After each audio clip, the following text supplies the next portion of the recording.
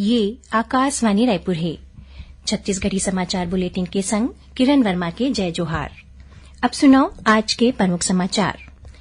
प्रदेश में 7 ठिन नवा खेलो इंडिया सेंटर के स्थापना करे जाही। केंद्रीय खेल मंत्री ह दीन स्वीकृति। प्रधानमंत्री नरेंद्र मोदी सोमवार के वीडियो कॉन्फ्रेंसिंग के जरिए विकसित भारत संकल्प यात्रा के लाभार्थी मन ले करही गोठ बात। और रजिस्ट्रार जनरल अरविंद कुमार वर्मा छत्तीसगढ़ उच्च न्यायालय के न्यायाधीश नियुक्त। अब समाचार विस्तार ले। छत्तीसगढ़ में 7 ठिन नवा खेलो इंडिया सेंटर के स्थापना करे जाही।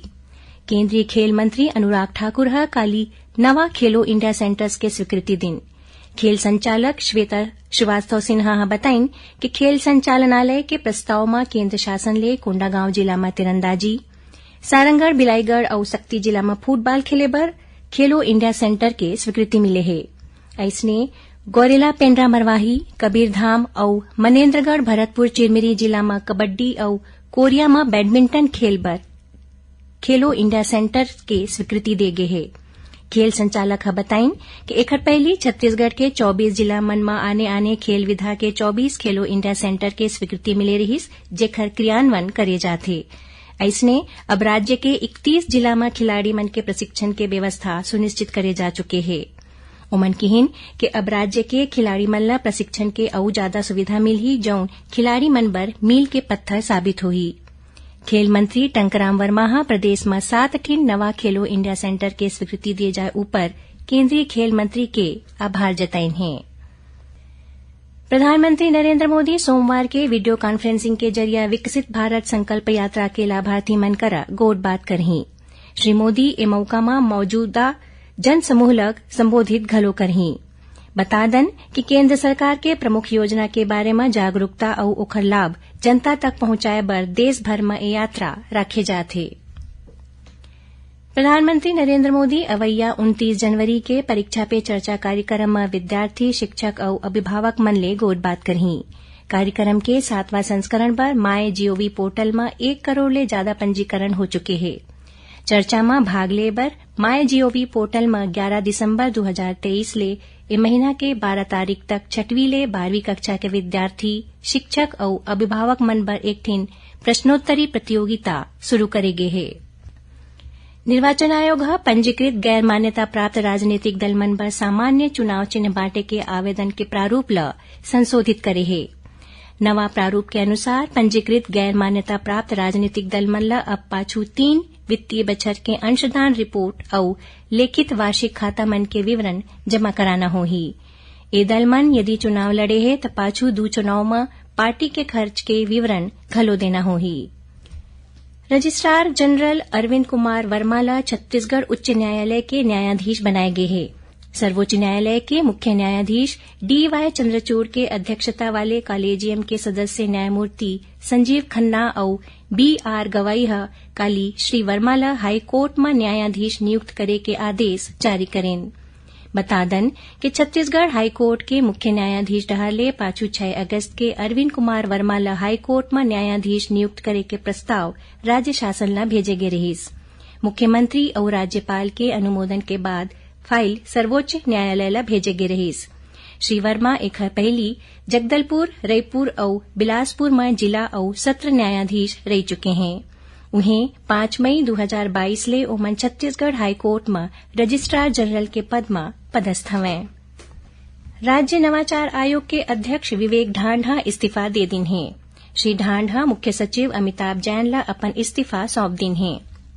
ओमन व्यक्तिगत कारण के सेती इस्तीफा दे के बात किहिन है। बता दन कि पूर्ववर्ती राज्य सरकार 3 फरवरी 2023 के छत्तीसगढ़ राज्य नवाचार आयोग के गठन करके विवेक ढांड ला अध्यक्ष नियुक्त करे रहिस। छत्तीसगढ़ी समाचार बुलेटिन आप मन आकाशवाणी रायपुर ले सुनत हव। छत्तीसगढ़ के खबर ले है आपके वास्ता और खबर के विश्वसनीयता ले है हमार वास्ता। आकाशवाणी समाचार रायपुर के प्रादेशिक समाचार बुलेटिन के संगे संग हमार समसामयिक कार्यक्रम आप रेडियो के संग अपन मोबाइल में घलो सुन सकत हव। आकाशवाणी समाचार फेसबुक, ट्विटर और यूट्यूब में घलो हावय। हमार फेसबुक पेज हरे Chhattisgarh news on AIR, Twitter handle CGAIR news और हमार यूट्यूब चैनल हरे छत्तीसगढ़ AIR न्यूज।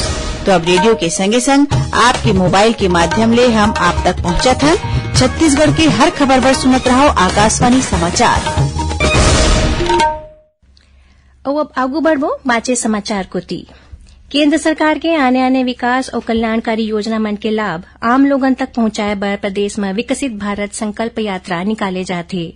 एकर तहत काली राजधानी रायपुर के वीरभद्र नगर स्थित सामुदायिक भवन में शिविर के आयोजन करे गिस।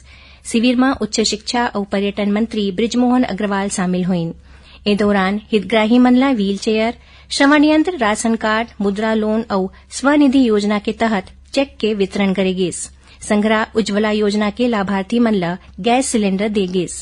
उती बस्तर जिला के मुरकुची, विश्रामपुरी, फरसागुड़ा, चंद्रगिरी, मामड़पाल, बिलौरी, आसना और आड़ावाल समेत आने गांव मन में आज संकल्प यात्रा के तहत एलईडी वैन पहुंचिस। ए दौरान ग्रामीण मन ला केंद्र सरकार के जनहितकारी योजना मन के जानकारी दे के संगे संग आयुष्मान कार्ड, उज्ज्वला योजना, आवास योजना बर पात्र मनखे मन ले आवेदन ले गिस।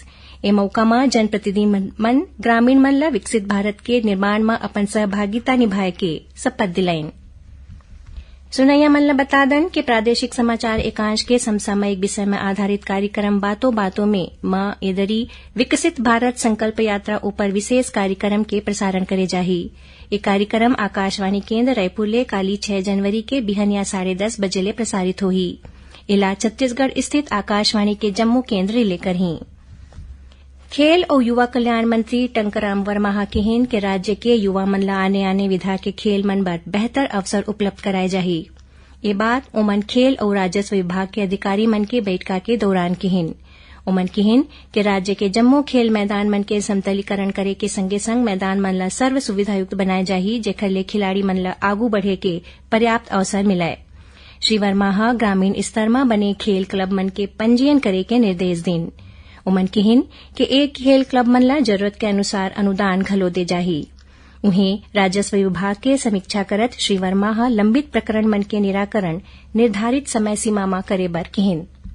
खाद्य और नागरिक आपूर्ति मंत्री दयालदास बघेल मिलर मन ले धान के तुरते उठाव करे बर कहिन है। एकरे संग उपार्जित धान के तुरते निराकरण करके भारतीय खाद्य और नागरिक आपूर्ति निगम में बेरा में चौर जमा करे के निर्देश दिन है।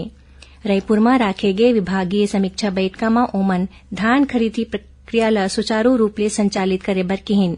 संग्रह ओमन अधिकारी मन ला निर्देश दिन कि धान बेचे बर अवैया किसान मन ला खरीदी केंद्र में कोनो भी तरह के असुविधा जन होवे।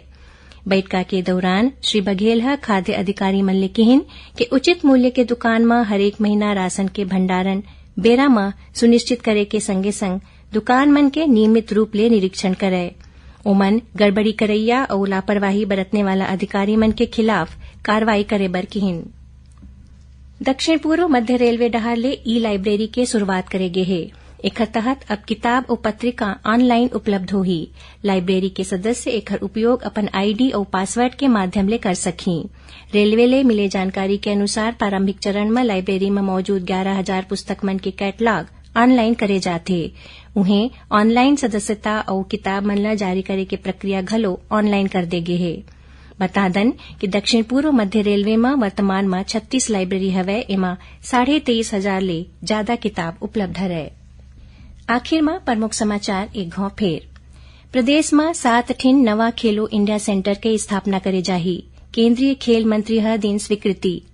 प्रधानमंत्री नरेंद्र मोदी सोमवार के वीडियो कॉन्फ्रेंसिंग के जरिया विकसित भारत संकल्प यात्रा के लाभार्थी मन ले करही गोट बात और रजिस्ट्रार जनरल अरविंद कुमार वर्मा छत्तीसगढ़ उच्च न्यायालय के न्यायाधीश नियुक्त। एकरे संग छत्तीसगढ़ी समाचार बुलेटिन इहें सिरावत है। जय जोहार।